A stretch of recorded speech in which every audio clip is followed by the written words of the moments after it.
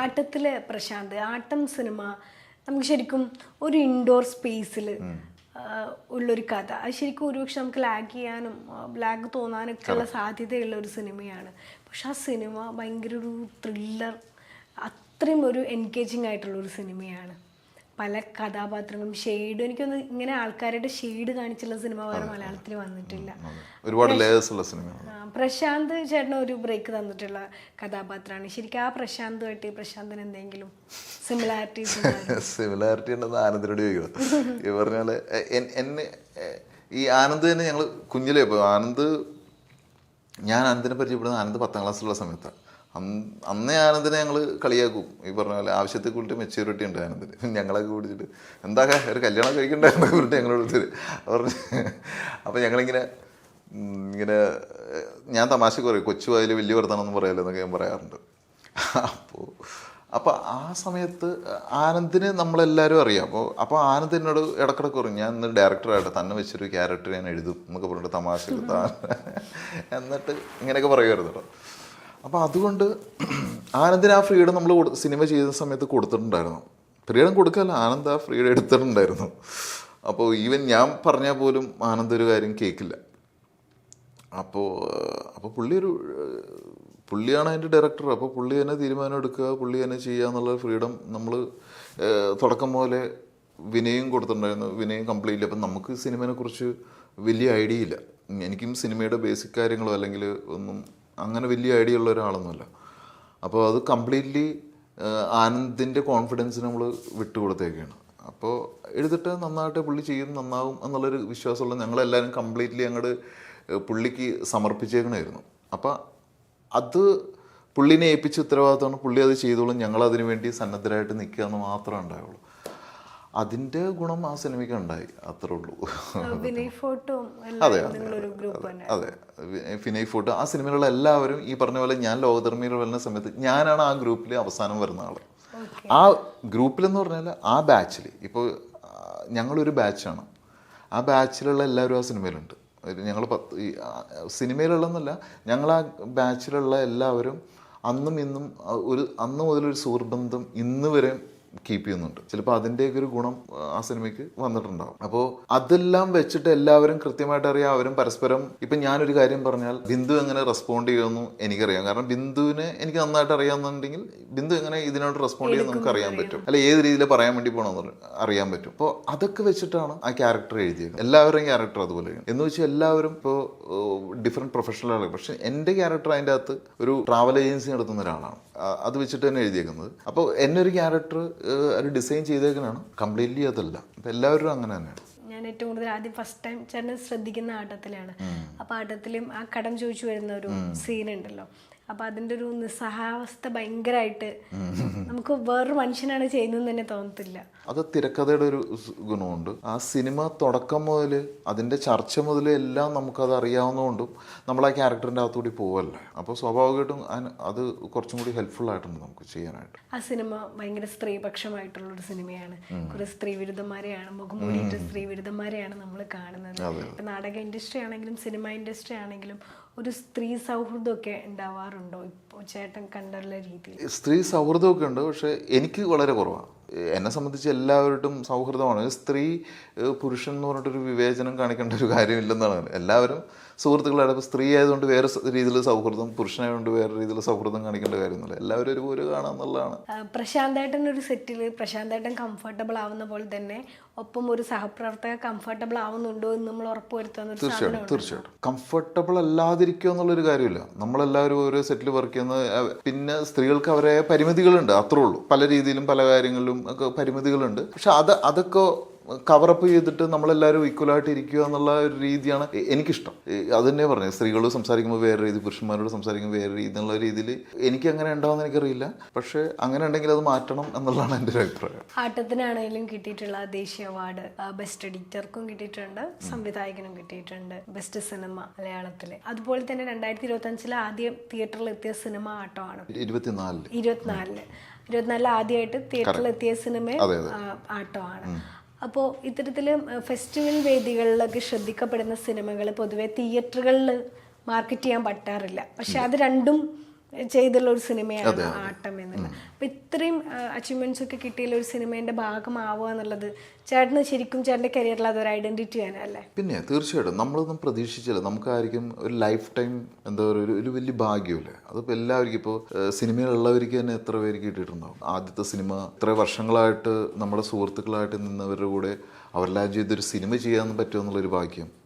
ആ സിനിമയ്ക്ക് ഇത്രയും വലിയ അംഗീകാരങ്ങൾ ഒരുമിച്ച് അതേ സമയം പോലും ഒരുമിച്ച് ആ സിനിമയിൽ അഭിനയിക്കുക, ആ സിനിമ ഒരുപാട് സ്ഥലങ്ങളിൽ യാത്ര ചെയ്യുക, ആ സിനിമകൾക്ക് ഒരുമിച്ച് അംഗീകാരം കിട്ടുക, ആ അംഗീകാരങ്ങൾ ഒരുമിച്ച് സെലിബ്രേറ്റ് ചെയ്യപ്പെടുക, ഇതൊക്കെ എല്ലാ ഏത് സൗഹൃദങ്ങൾക്ക് കിട്ടിയിട്ടുണ്ടെന്ന് എനിക്കറിയാൻ പാടില്ല. അതൊക്കെ ഈ പറഞ്ഞ പോലെ നമുക്കൊന്നും അതിപ്പോൾ ഞാൻ ഈ കഥ ഇതിനെക്കുറിച്ച് അറിയാൻ പാടില്ലാത്ത വേറൊരാളോട് ഞാനിപ്പോൾ എൻ്റെ സുഹൃത്തുക്കളോട് പറയുന്നൊരു കാര്യം, ഇപ്പോൾ മലയാളികൾക്കായ എല്ലാവർക്കും അറിയാൻ പറ്റും. ഇപ്പോൾ ഇൻ്റർവ്യൂവിലൂടെ ഇപ്പോൾ വിനയ് ഫോർട്ട് ഒരുപാട് കാര്യങ്ങൾ, ആനന്ദ് ഒരുപാട് കാര്യങ്ങൾ പറഞ്ഞിട്ടുണ്ട്. ഈ സൗഹൃദവും അത് സിനിമയിലേക്ക് വന്നതും എല്ലാം പറഞ്ഞിട്ടുണ്ട്. പക്ഷേ ഇതൊന്നും അറിയാൻ പാടില്ലാത്ത വേറൊരു സ്ഥലത്ത് ഒരാളോട് ഞാൻ ഈ കഥ പറഞ്ഞാൽ അവർ വിശ്വസിക്കുമോ? കാരണം ഞങ്ങൾ കുറേ സുഹൃത്തുക്കളുണ്ടായിരുന്നു, ഞങ്ങളെല്ലാവരും സിനിമ ചെയ്തു, സിനിമ അംഗീകാരം കിട്ടി, ഞങ്ങളിങ്ങനെ അവാർഡ് മേടിച്ചു, പ്രസിഡന്റ് നിന്ന് അവാർഡ് മേടിച്ചു എന്നൊക്കെ പറഞ്ഞാൽ അതൊരു സിനിമാ കഥ പോലെ ഇരിക്കുക. അത് അനുഭവിച്ച ആൾക്കാരാണ് ഞാനും എൻ്റെ സുഹൃത്തുക്കളും. നിങ്ങളൊരു നാടകക്കാരാകുമ്പോൾ തന്നെ നിങ്ങളുടെ ഇടയിൽ നടന്നിരുന്ന ഒരു സംഭവമാണോ? ഇതൊരു കഥ പുള്ളി തന്നെ ഒരു കഥ ഉണ്ടാക്കിയ ഇൻട്രസ്റ്റിംഗ് ആയിട്ടുള്ളൊരു കഥ ഞങ്ങൾ ഇങ്ങനെ സംഭവിച്ചാൽ എങ്ങനെ ഇരിക്കും. അതായത് നമ്മളെ പോലെ ഒരു സുഹൃത്തുക്കൾ അതിൻ്റെ ഇടയിൽ പെൺകുട്ടി വരുന്നു ഇങ്ങനെ ഒരു സംഭവം ഉണ്ടാകുന്നത് ഇൻട്രസ്റ്റ് ആയിരിക്കും എന്ന് പുള്ളി ഒരു കഥ പറഞ്ഞപ്പോൾ അത് ഞങ്ങളോട് ഗൂഗിൾ മീറ്റിലാണ് ചോദിക്കുന്നത്. കോവിഡ് ടൈമിലായിരുന്നു. അത് കണ്ടാൽ ഭയങ്കര രസകരമായതാണ്. അപ്പോൾ സ്ക്രീനിൽ എങ്ങനെ അങ്ങോട്ടും ഇങ്ങോട്ടും നോക്കിയാണ് എനിക്ക് എപ്പോഴും ഓർമ്മയുണ്ട് ഇതെന്ത് കഥ എന്നുള്ള രീതിയിലാണ്. അപ്പോൾ വിനയാണ് പറഞ്ഞത്, എടാ ഇത് കൊള്ളാം, ഇത് കലക്കും. ഞാൻ ഈ കോവിഡ് ടൈമിൽ ഒരുപാട് സിനിമകൾ വന്നില്ല ഇതിൻ്റെ ഇടയിൽ. കാരണം ഒരു റൂമിൻ്റെ അകത്ത് നടക്കുന്ന സിനിമ, സി യു സൂൺ പോലെ സിനിമ, ഒരു 2-3 പേരുണ്ടാവും, പിന്നെ ഇതിൻ്റെ അകത്തുകൂടി അങ്ങോട്ടും ഇങ്ങോട്ടും കോൺവെർസേഷൻ, അങ്ങനത്തെ കുറേ കാര്യങ്ങൾ. അങ്ങനെ ഒരു 10,000-2000 കഥ ഞാൻ കേട്ട് കഴിഞ്ഞ് ഇതൊക്കെ അതിനെ എത്രയോ ഭേദമാണെന്ന് പുള്ളി പറഞ്ഞു. ഞങ്ങൾക്ക് ആർക്കും അതിനെക്കുറിച്ച് ജഡ്ജ് ചെയ്യാൻ പറ്റുന്നില്ല. വിനയ് ആനന്ദ് പറയുന്നു, ഞങ്ങളെല്ലാവരും കേൾക്കുന്നു, വിനയ് മാത്രം പോസിറ്റീവായിട്ട് വർത്തമാനം പറയുന്നു, ബാക്കിയെല്ലാവരും മിണ്ടാതിരിക്കുന്നു. ഇതായിരുന്നു അവസ്ഥ.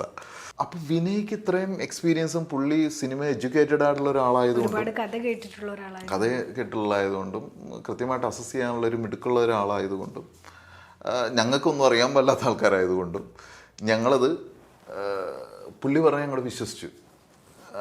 അല്ല, ഞങ്ങൾക്ക് വേറെ നിവൃത്തില്ല. പുള്ളി ഓക്കെ പറഞ്ഞു, പുള്ളിക്ക് ഇഷ്ടപ്പെട്ടു, അന്ന് ഗംഭീരമായിരിക്കും, അത്രേ ഉള്ളൂ ഞങ്ങൾ. പക്ഷേ അതിൻ്റെ പറയും ഇതിന് സിനിമ വന്നതിന് ശേഷമാണ് സത്യം പറഞ്ഞാൽ നിങ്ങൾക്ക് ശരിക്കും ആക്ച്വലി ഇത് എങ്ങനെ പ്രേക്ഷകർ എടുക്കുക എന്നൊക്കെ ഒരു ഡൗട്ട് ഉണ്ടായിട്ടുണ്ടാവും. പിന്നെ സത്യസന്ധമായിട്ട് പറഞ്ഞാൽ അതുണ്ടായിരുന്നു. പക്ഷെ ഇത്രയും വലിയൊരു സിനിമയാണെന്നും പുള്ളി ഇതെന്താ എഴുതി വെച്ചേക്കണമെന്നും, കാരണം അത് ആനന്ദിൻ്റെ ക്രാഫ്റ്റ് തന്നെയാണ്. നമുക്കൊന്നും ആനന്ദിൻ്റെയും വിനയുടെയും കോൺഫിഡൻസ് ആണ്. അവരാണ് ഇവർ രണ്ടുപേരും തുടക്കം വരെ ഡ്രൈവ് ചെയ്തുകൊണ്ട് പോയത്. ഞങ്ങൾ അവരുടെ ഒപ്പം അങ്ങോട്ട് നിന്നെന്ന് മാത്രമേ ഉള്ളൂ. സിനിമ ഓരോ അവാർഡുകൾ കിട്ടുമ്പോഴും അങ്ങനെ കിട്ടിക്കൊണ്ടിരിക്കുമ്പോൾ ഒരു സുഹൃത്തിനോട് പറഞ്ഞു, എടാ അത് അതിൽ എക്സൈറ്റഡ് ആകാനൊന്നുമില്ല, ആ സിനിമയ്ക്ക് അങ്ങനെ ഒരു പോസിറ്റിവിറ്റി ഉണ്ട്. ആ സിനിമയ്ക്ക് അത് നിങ്ങളെല്ലാവരും അങ്ങനെ ചേർന്ന് ഒരേ ഒബ്ജക്റ്റീവിന് വേണ്ടി ചേർന്ന് നിന്ന് അതിനുവേണ്ടി നിൽക്കും. ഒന്നും നോക്കുക, വേറെ പൊളിറ്റിക്സോ ഒന്നുമില്ല. അതായത് ഞങ്ങൾ ഇത്രയും പേര് ആ സിനിമ ഉണ്ടാക്കാനായിട്ട് വന്നു, ഞങ്ങളുടെ കൂടെ ചേർന്ന ടെക്നീഷ്യൻസ്, ഞങ്ങളുടെ കൂടെ വന്ന പ്രൊഡക്ഷന്, ആ പെൺകുട്ടി, എല്ലാവരും ഒരൊറ്റ ഇതിൻ്റെ അകത്തേക്ക് വന്നു. എല്ലാവരും ഒറ്റക്കെട്ടായി നിന്നു. വേറൊരു സ്ഥലത്ത് ഒരു പൊളിറ്റിക്സും ഇല്ല. ആ സിനിമ ബിന്ദുവിന് വിശ്വസിക്കില്ല.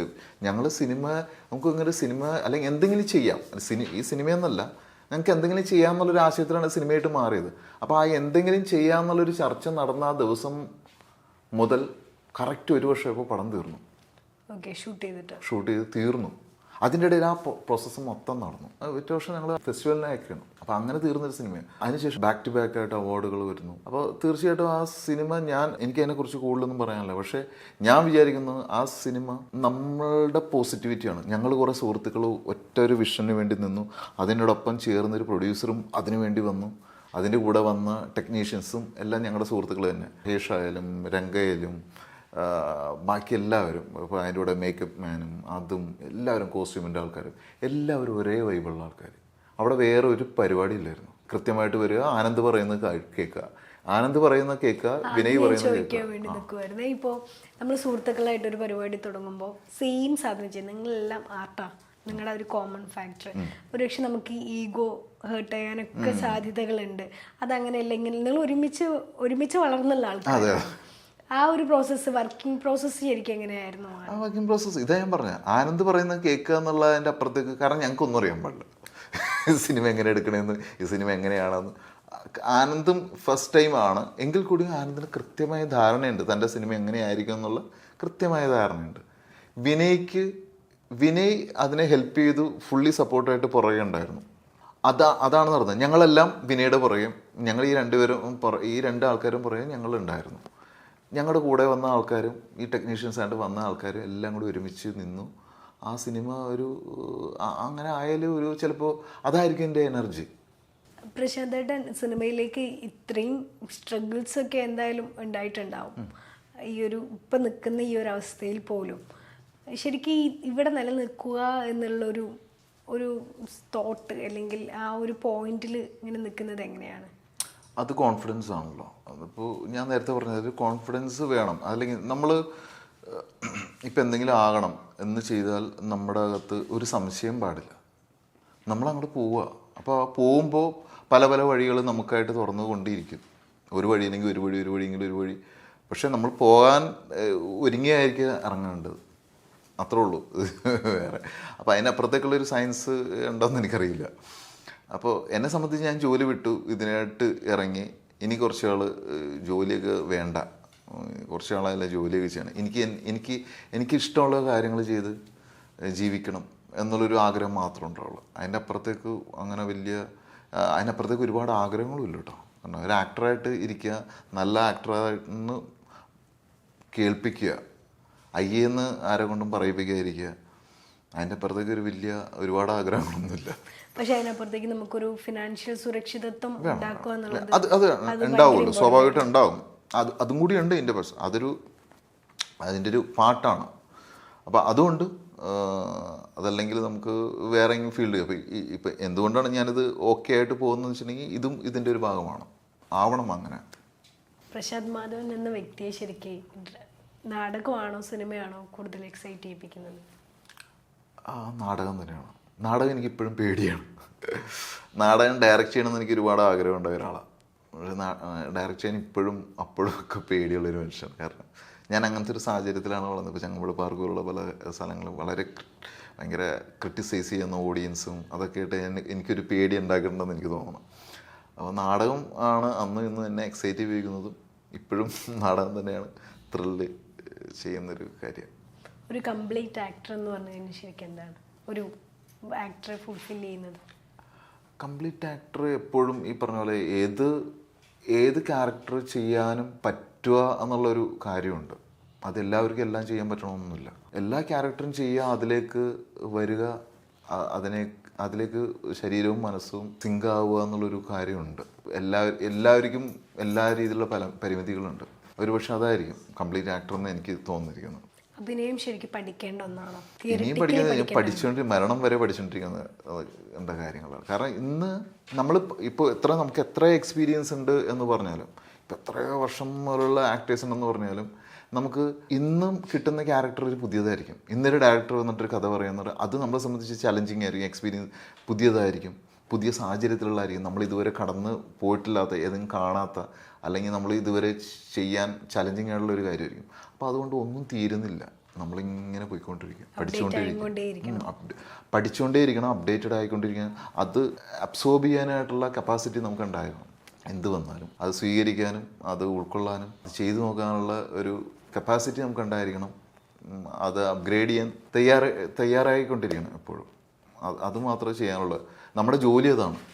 നമ്മൾ ആ ജോലി ചെയ്തുകൊണ്ടിരിക്കുക. ഇനി അവസാനമായിട്ട് പ്രശാന്തേട്ടനെ ജീവിതത്തിൽ എത്രയും ഇൻസ്പയർ ചെയ്തിട്ടുള്ള ഏതെങ്കിലും സിനിമകൾ ഒരുപാടുണ്ട്. നമ്മളെ മലയാള സിനിമകൾ തന്നെ ഒരുപാട് സിനിമകളുണ്ടല്ലോ. ആ സിനിമകളിൽ തന്നെയാണ് നമ്മൾ എക്സൈറ്റ് ചെയ്യുന്നത്. പ്രത്യേകിച്ച് നമ്മുടെ മാസ്റ്റേഴ്സ് ചെയ്ത് വെച്ച സിനിമകളിൽ അന്ന് അഭിനയിക്കാൻ അവസരം കിട്ടിയ നമ്മുടെ ലാൽ സാറും മമ്മൂട്ടി സാറും എല്ലാ ആക്ടേഴ്സും ആരാ നമ്മുടെ മലയാളത്തിൽ മോശമുള്ള. അപ്പോൾ അവരിൽ നിന്നെല്ലാം പഠിച്ചുകൊണ്ടിരിക്കും. ഇപ്പം ഞാൻ പഴയ സിനിമകളൊക്കെ എടുത്ത് കാണുമ്പോൾ ഞാൻ ഭയങ്കര സർപ്രൈസ്ഡ് ആയി പോകും. കാരണം ഇങ്ങനെയൊക്കെ ചെയ്യാൻ പറ്റുമോ? ഇങ്ങനെ ഇപ്പോൾ ആരും ചെയ്യുന്നില്ലല്ലോ. അപ്പോൾ നമ്മുടെ സിനിമകൾ ഒന്നും മോശമല്ല, എല്ലാ സിനിമകളും നല്ലതാണ്. ചെറിയ സിനിമ പോലും എത്രയോ സത്യനന്ദിക്കാട് സിനിമകളിൽ നിന്ന് എന്തൊക്കെയോ ഭയങ്കര ഈസി ആയിട്ട് അഭിനയിക്കുന്ന ആക്ടേഴ്സ് നമ്മൾ കണ്ടിട്ടുണ്ട്. പക്ഷെ അതൊന്നും എനിക്കൊക്കെ സംശയമാണ്. ചെയ്യാൻ പറ്റുമെന്ന്. അപ്പോൾ ഒരുപാട് ആക്ടേഴ്സ് ഒരുപാട് പേരുണ്ട്. അപ്പോൾ അതൊന്നും എനിക്ക് ഓർത്തെടുത്ത് പറയാൻ പേരില്ല. സിനിമ ഏതെങ്കിലും ഉണ്ടോ ഇപ്പോൾ പുറത്തുള്ള സിനിമകളാണെങ്കിലും? ഇപ്പോൾ വാസ്തുഹാര എന്ന് പറഞ്ഞ സിനിമ, അരവിന്ദൻ്റെ സിനിമ, അതുപോലെ കുമ്മാട്ടി, അതുപോലെ പത്മരാജൻ്റെ എല്ലാ പത്മരാജൻ സിനിമകളും. അതൊക്കെ പത്മരാജൻ സിനിമകൾ ഇപ്പോഴും അതിൻ്റെ ഫ്രഷ്നെസ് നഷ്ടപ്പെടാതെ ഞാനിപ്പോൾ മിക്കപ്പോഴും എടുത്ത് കാണുന്നുണ്ട്. എൻ്റെ ഏറ്റവും ഇഷ്ടപ്പെട്ട സിനിമ ഞാൻ ഗന്ധർവനായിരിക്കും പത്മരാജൻ സിനിമകളിൽ. ഞാനത് പുള്ളിയുടെ മകനോട് പോലും പറയാറുണ്ട്. അദ്ദേഹത്തിൻ്റെ എല്ലാ സിനിമകളും കാണാറുണ്ട്. അതുപോലെ തന്നെ അരവിന്ദൻ്റെ എല്ലാ സിനിമകളും എനിക്കിഷ്ടമാണ്. അതാണ് എനിക്ക് പെട്ടെന്ന് എനിക്കൊരു സിനിമ എനിക്ക് ഓർത്തെടുത്ത് പറയാൻ പറ്റില്ല. എല്ലാ സിനിമകളും ഞാൻ കുറേയധികം എല്ലാ സിനിമകളും എക്സൈറ്റ് ചെയ്യിപ്പിക്കാറുണ്ട്. അങ്ങനെ സിനിമകൾ കണ്ടുകൊണ്ടിരിക്കുന്നു. ഇപ്പോൾ ഒരു സിനിമ എന്തെങ്കിലും എല്ലാ സിനിമകളും നമുക്ക് എന്തെങ്കിലുമൊക്കെ പഠിക്കാനുണ്ടാവും. അപ്പോൾ എല്ലാ സിനിമകളും എനിക്ക് പെട്ടെന്ന് ഇത് ഏതെങ്കിലും അവസരത്തിൽ നമ്മളെ ഇൻഫ്ലുവൻസ് ചെയ്യും, അല്ലെങ്കിൽ നമ്മളെ സഹായിക്കും, എല്ലാം ചെയ്യുന്നുണ്ട് പല രീതിയിൽ. ഓക്കെ, അപ്പോൾ ഒരു നീണ്ട വർത്തമാനമായിരുന്നു. അതെ, ഒരുപാട് നല്ല കഥാപാത്രങ്ങൾ ഈ 2026-ലാണെങ്കിലും ചേട്ടൻ്റെതായിട്ട് വരട്ടെ. എല്ലാവിധ ആശംസകളും. Thank you so much. എന്തായാലും എന്നെ ഇവിടെ വിളിച്ചതിന് ഇത്രയും നല്ല വലിയ സൗഹൃദ സംഭാഷണം എല്ലാം കുറേ കാര്യങ്ങൾ എന്നെ ഓർമ്മിപ്പിച്ചു. എല്ലാത്തിനും നന്ദി. Thank you so much. Okay, thank you.